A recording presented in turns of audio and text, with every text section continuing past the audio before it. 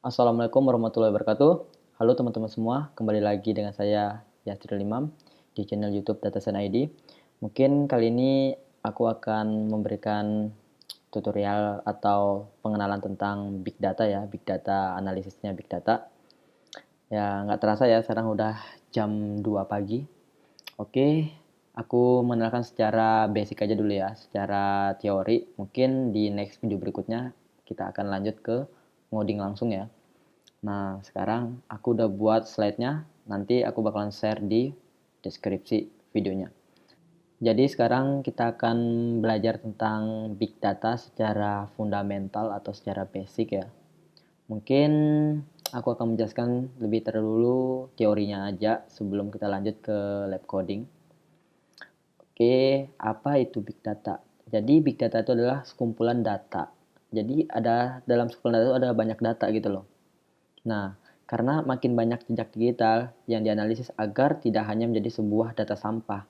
Jadi data itu bisa dijadikan knowledge. Nah, setelah itu, contoh hasil analisisnya itu biasanya tuh kebiasaan konsumen. Contohnya seperti ini.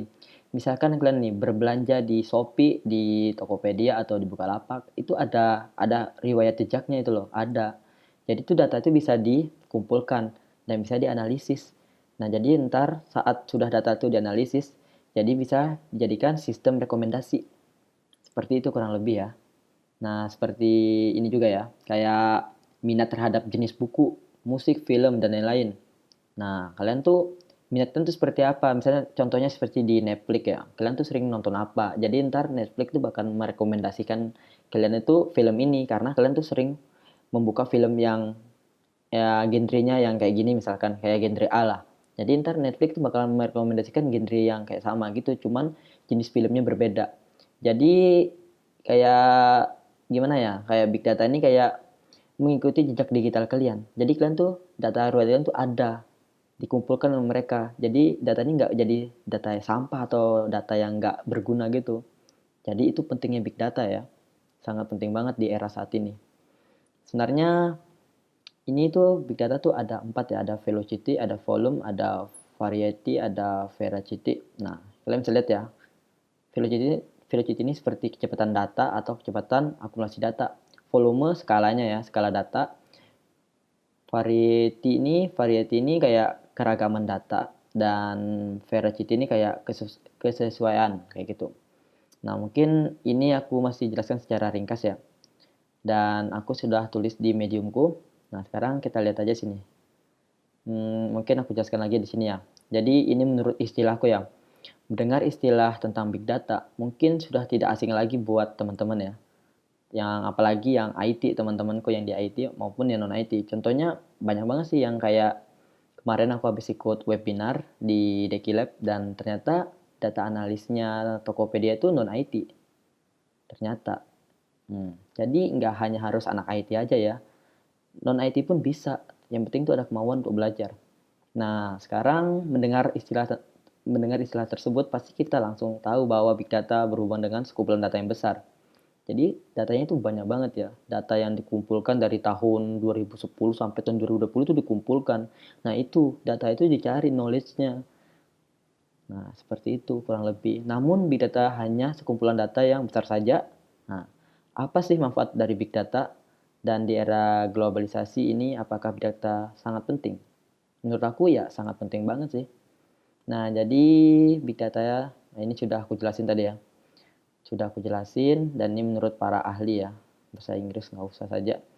Jadi setiap hari kita menciptakan banyak data. Data ini bisa berasal dari mana saja ya, postingan ke situs media sosial, gambar, digital dan video, catatan transaksi, pembelian, dan lain-lain. Data ini, data ini adalah big data. Maksudnya oke, mungkin ini aku salah tulis. Maaf, karena udah larut pagi ya, jadi nggak fokus. Lalu, sebesar apakah volume data agar bisa disebut big data? Nah, ini tanya kan, apakah jumlahnya datanya harus miliaran record per hari?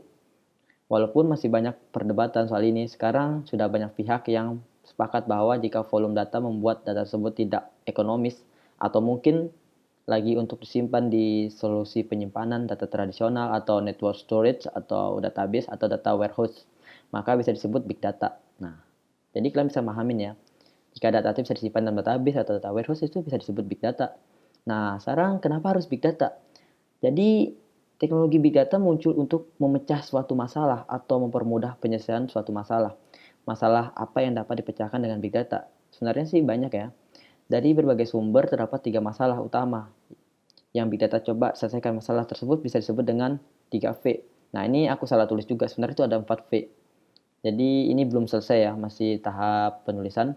Jadi volume yang tadi aku jelaskan di slide, dan mungkin di slide ini hanya sekedar apa namanya, poin-poin pentingnya saja, seperti sebagian besar populasi manusia memiliki perangkat digital yang menghasilkan dan menerima dan menyimpan data. Sebagian memiliki lebih dari satu perangkat, misalkan HP, PC, laptop, tablet, dan lain-lain. Setiap harinya kita menghasilkan sekitar 2,5 quintillion bits data. Nah, ini volume ya. Ini aku sudah rangkum secara singkat. Jadi kalau teman-teman mau lebih jelasnya nih, banyak banget sih. Cuman aku males ngejelasin ya. Ntar aku bakalan publish di mediumku dan teman-teman bisa baca langsung.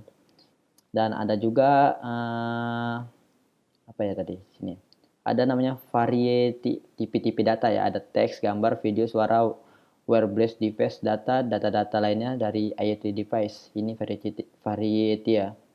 Dan ada juga veracity. 80% data yang beredar merupakan unstructured data.